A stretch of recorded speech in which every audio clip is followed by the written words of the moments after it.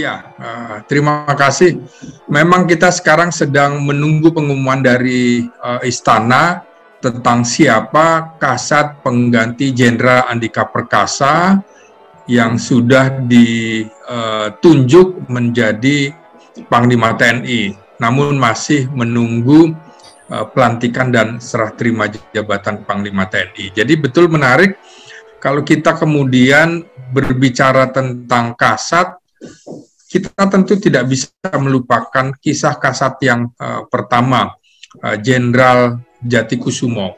Nah, Jenderal Jatikusumo ini punya nama lengkap Gusti Pangeran Haryo ya, dan ini anak dari susuhunan Pakubuwono ke-10 yang bisa dibilang memang unik. Jadi anak raja, anak keraton, tapi bersedia menjadi seorang tentara. Nah, ini menarik, apalagi kemudian dalam sejarahnya Jatikusumo ini punya pengalaman yang sangat dekat dengan keluarga Belanda.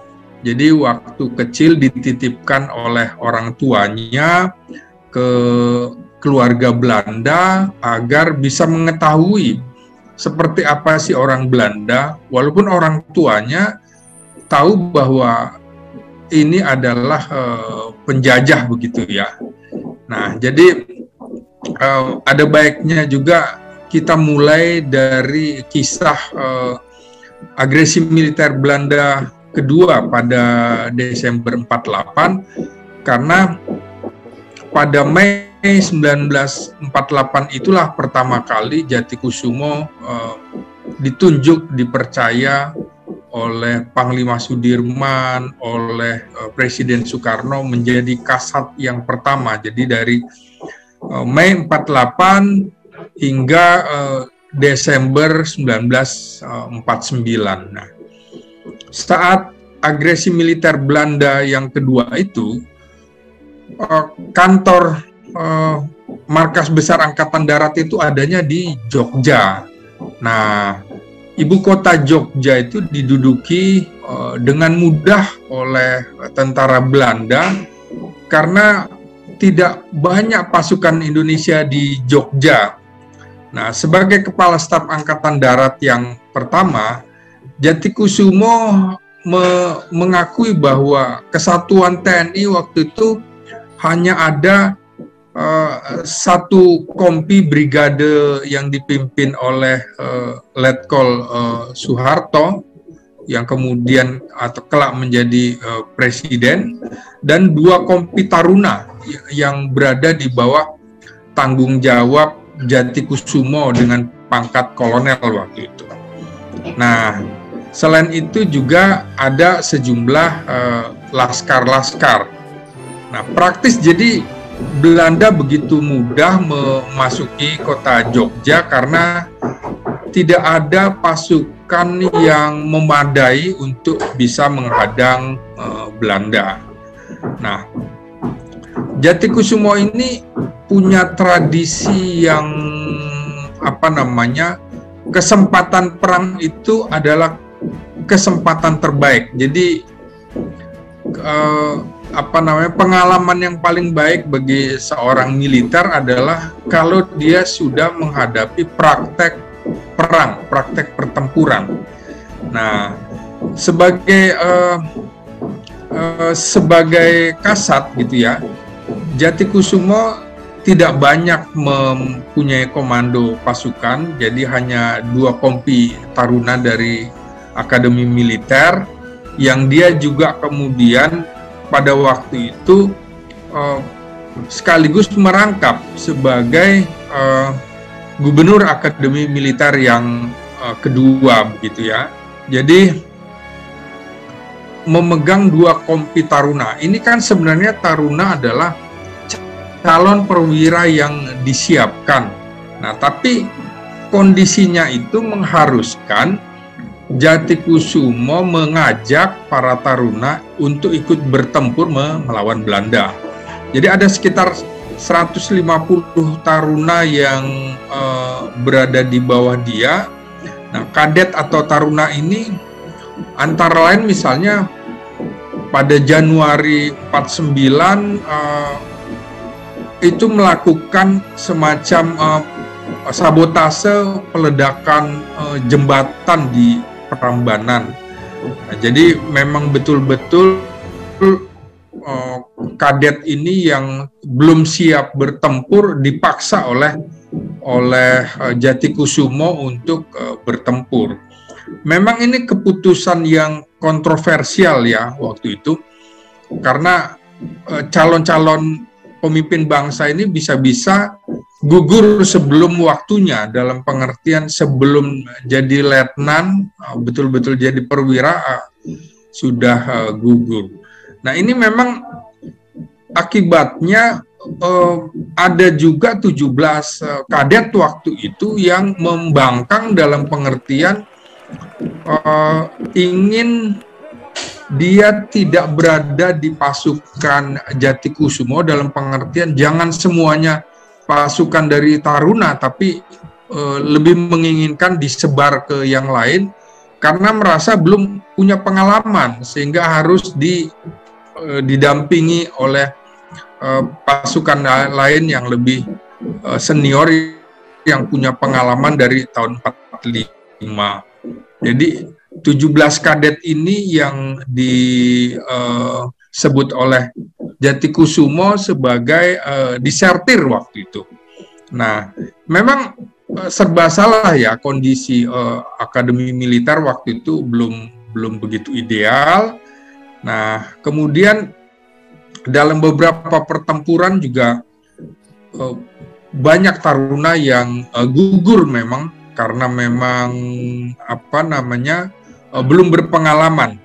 Nah, jadi kebiasaan mengajak taruna dalam sebuah kompi pertempuran sebagai infanteri bukan baru kali ini saja, karena Jatikusumo juga ketika memimpin divisi Ronggolawe juga pernah memimpin semacam istilahnya taruna juga ya, taruna atau sekolah opsir cadangan.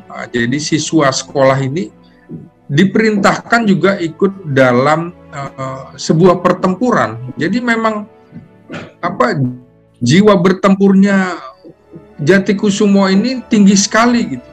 Jadi jangan dilewatkan kalau ada pertempuran. Kalau bisa semua taruna, semua prajurit harus ikut bertempur. Karena tujuan tentara itu yang dinanti-nantikan adalah perang, bukan latihan-latihan terus. Jadi Jatikusumo ini walaupun kecil begitu posturnya, tapi nyalinya tinggi sekali.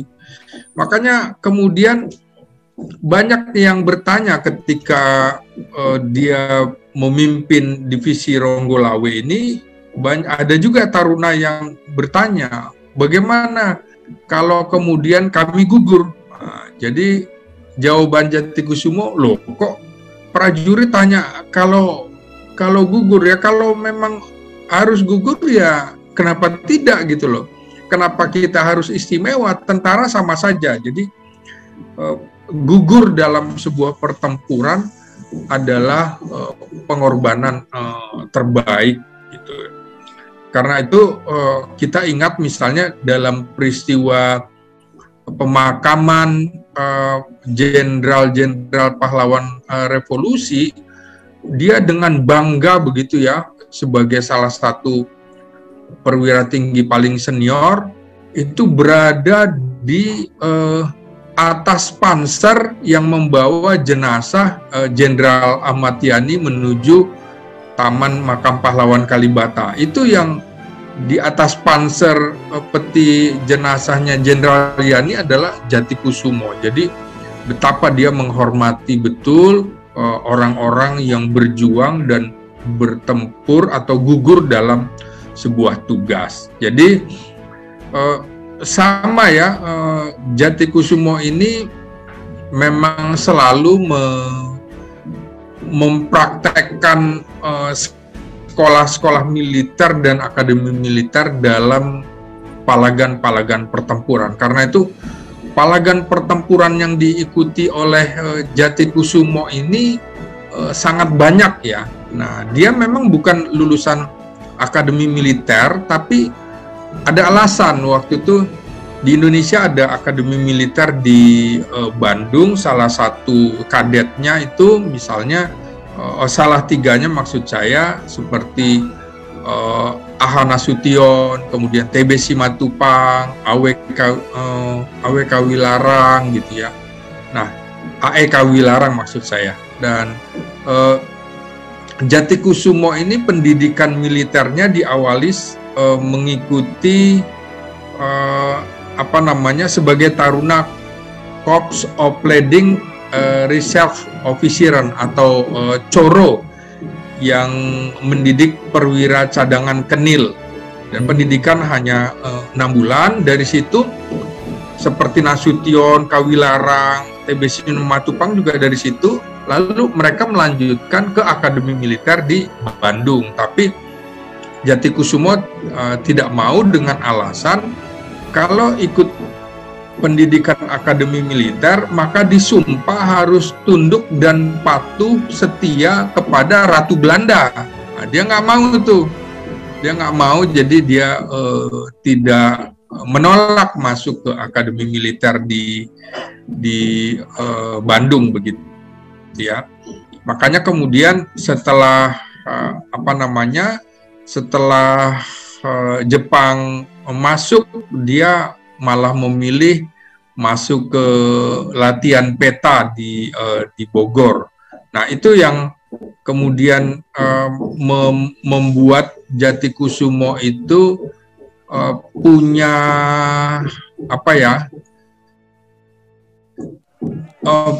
punya semangat bertempur itu dari ketika dia berlatih menjadi calon perwira di pendidikan peta di Bogor. Nah, Jatikusumo ini unik barangkali, yang jarang dimiliki perwira-perwira lainnya. Ini dia adalah perwira korps seni pertama yang menjadi kasat. Kebetulan kasat pertama juga adalah dia gitu ya. Kasat yang lainnya kan dalam sejarah Indonesia semuanya dari korps infanteri, kecuali Jatikusumo, kemudian Trisutrisno dan Budiman. Satunya lagi ada dari korps kavaleri namanya Jenderal R. Hartono. Jadi Jatikusumo ini menjadi perantara sebenarnya antara Panglima Besar Jenderal Sudirman dengan Presiden Soekarno. Nah, Jenderal Sudirman ini ingin ada utusan atau liaison officer penghubung dia dengan Presiden Soekarno yang memahami beberapa bahasa asing, termasuk kalau ada tentara-tentara asing masuk Indonesia.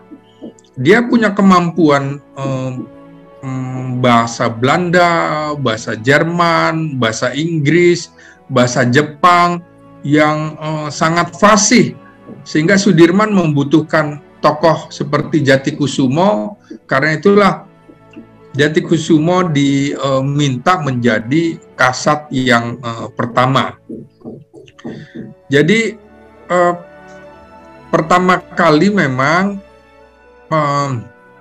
Jatikusumo itu antara lain ya awalnya itu sebagai ketua BKR, Badan Keamanan Rakyat Surakarta, itu tahun 45 setelah menyelesaikan pendidikan peta di Bogor, perwira untuk menjadi komandan kompi waktu itu. Setelah itu, untuk menjadi komandan batalion. Setelah itu berturut-turut menjadi, setelah ketua BKR Surabaya 45, menjadi komandan batalion 1 Tentara Keamanan Rakyat Divisi 10 di Solo. Lalu lanjut lagi menjadi perwira menengah di Markas Besar Tentara di Jogja. Jadi dulu Markas Besar Tentara itu bukan di Jakarta, tapi adanya di Jogja. Juga kemudian pada tahun 46 sudah menjadi Panglima Divisi Panembahan Senopati. Jadi pangkatnya itu karena memang Indonesia baru saja merdeka ya, itu cepat sekali. Diawali dengan pangkat mayor tahun 45, kemudian letnan kolonel pada tahun 46, jadi mayor cuma 1 tahun. Kemudian letnan kolonelnya juga nggak sampai 1 tahun sudah jadi kolonel tahun 46. Barulah pada 46 ketika yang bersangkutan menjadi Panglima Divisi Panembahan Senopati dan Panglima TRI menjadi Panglima Divisi 5 Ronggolawe, pangkatnya menjadi Jenderal Mayor. Jadi dari kolonel ke Jenderal Mayor. Dulu belum ada pangkat Brigadir Jenderal. Jadi setelah kolonel, pangkatnya adalah Jenderal Mayor. Namun pada saat reorganisasi dan rasionalisasi tentara pada tahun 48 gitu ya, pangkatnya diturunkan kembali ke pangkat kolonel, tapi berkahnya adalah kemudian yang bersangkutan menjadi Kepala Staf Angkatan Darat. Jadi Kepala Staf Angkatan Darat itu dulu pangkatnya adalah kolonel begitu ya, tahun 48 sampai 49. Tadi saya kemukakan juga bahwa selain sebagai Kepala Staf Angkatan Darat, kemudian dia merangkap sebagai Gubernur Akademi Militer di Jogja. Nah, yang saya bilang unik adalah dia jabatannya turun terus. Setelah dari Kasat, kemudian turun jadi Gubernur Akademi Militer. Kalau sekarang mana mau mungkin ya orang turun jabatan begitu ya. Nah, dia turun terus. Dari Gubernur Akademi Militer di Jogja tahun 48-50, turun lagi menjadi Komandan Sekolah Staf dan Komando Angkatan Darat di Bandung. Nah, itu tahun 52-59. Nah, tapi sebelum itu dia juga merangkap jabatan-jabatan Panitia Gencatan Senjata Pusat. Nah, itu kan yang saya bilang, dia dibutuhkan untuk menjadi diplomat, kira-kira diplomat militer untuk menghadapi Belanda, Sekutu, dan lain-lain. Kemudian jadi Biro Perancang Operasi Militer. Jadi banyak sekali pekerjaan Jatikusumo itu, rangkap-rangkap. Jadi selain Ketua Panitia Gencatan Senjata, kemudian Kepala Biro Perancang Operasi Militer, Kepala Biro Pendidikan Pusat Kementerian Pertahanan, baru kemudian menjadi Komandan Sekolah Staf dan Komando Angkatan Darat. Ini jadi pendidikan paling elit waktu itu. Setelah itu turun lagi sebagai Komandan Pusat Seni Angkatan Darat yang dulu masih dengan sebutan Direktur Korps Seni Angkatan Darat. Nah, jadi kan turun dari Kasat, Gubernur Akmil, Komandan Seskowat, terus Komandan Pusat Seni Angkatan Darat.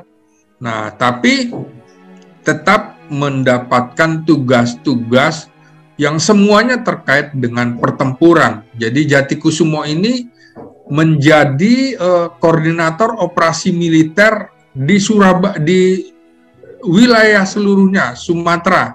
Jadi waktu itu kebetulan ada peristiwa PRRI Permesta. Jadi dia koordinator, komandan operasinya adalah Kolonel Ahmad Yani. Nah, koordinator operasinya adalah Jatikusumo ini. Setelah itu tidak selesai lagi, masih ada tugas lagi. Bagaimana dia menjadi penghubung Angkatan Darat atau TNI ke PBB. Jadi yang mengatur penempatan kontingen pasukan Garuda Indonesia menjadi pasukan PBB, waktu itu United Nations Emergency Force, jadi UNEF. Barulah kemudian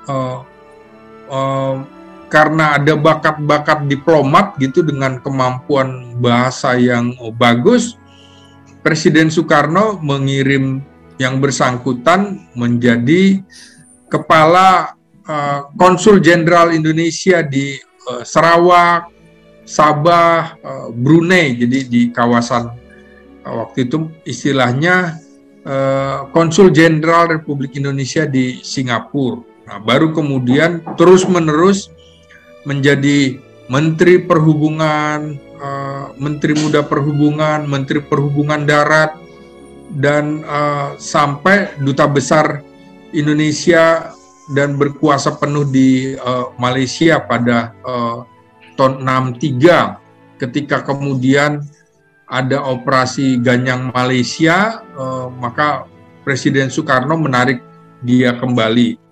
Maka dalam peristiwa gerakan 30 September 1965 yang dilakukan oleh PKI itu, posisi Jatikusumo sebagai Deputi 1 Menko Hankam Kasab. Jadi salah satu perwira dengan pangkat tinggi selain Nasution dan Yani. Kalau Nasution bintang 4, maka Jatikusumo dan Yani itu bintang 3. Nah, kemudian yang menarik lagi adalah bahwa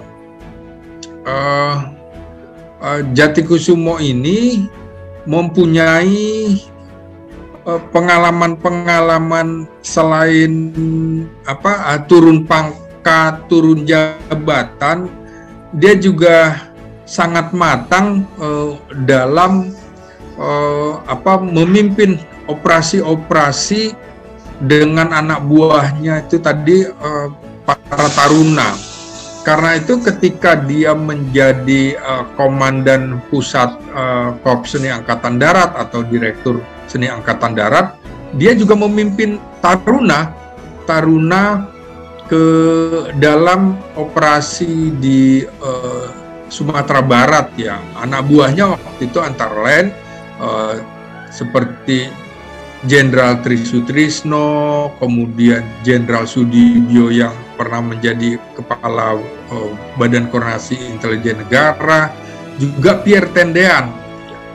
Nah, muridnya Pak Jatikusumo ketika beliau menjadi Komandan Pusat Seni Angkatan Darat itu, antara lain dia juga tetap menjadi dosen di Akademi Seni Angkatan Darat. Salah satu muridnya itu F.X. Sunarto, yang ini bapaknya Andika Perkasa yang lulus Akademi Seni Angkatan Darat tahun 57, kalau Pak Trisutrisno angkatan tahun 59.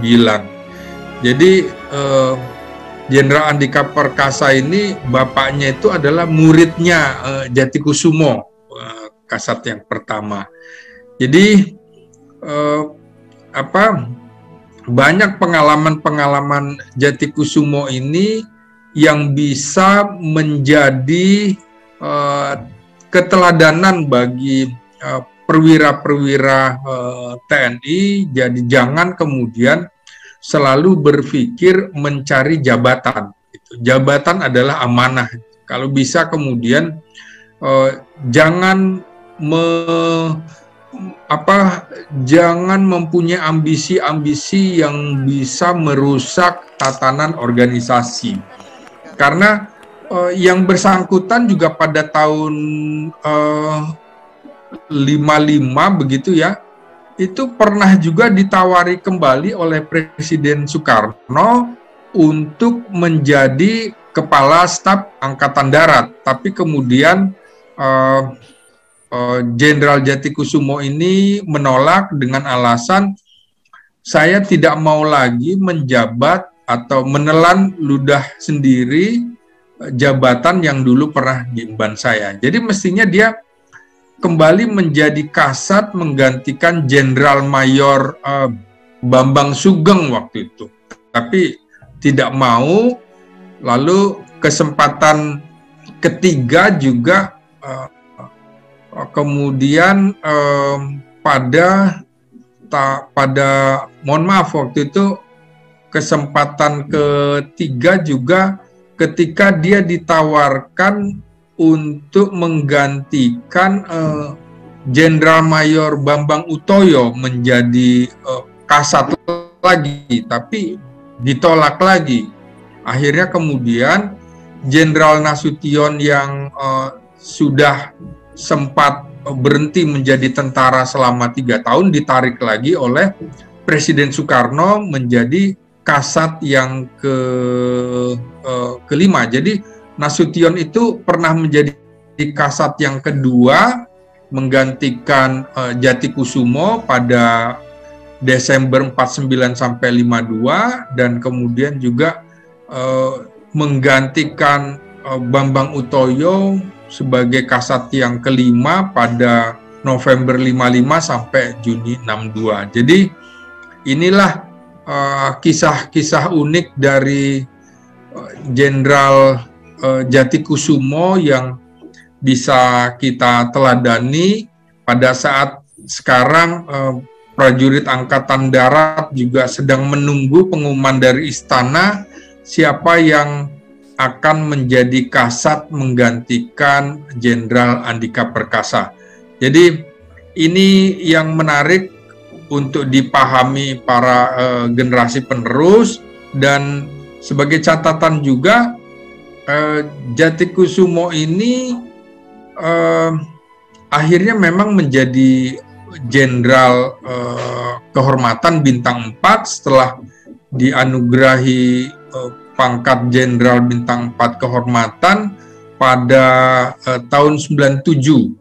Nah, kemudian pada tahun 2002 dianugerahi sebagai pahlawan nasional begitu ya, melalui keputusan presiden.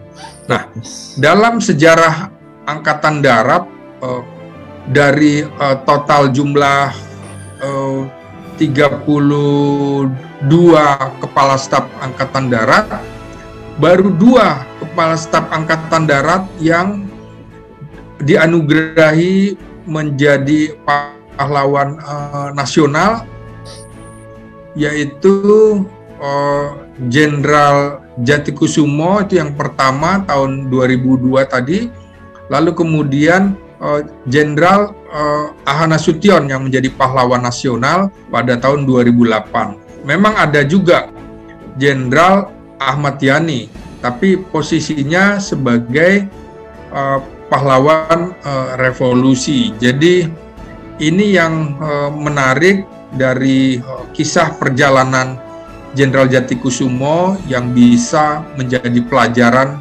bagi kita semua.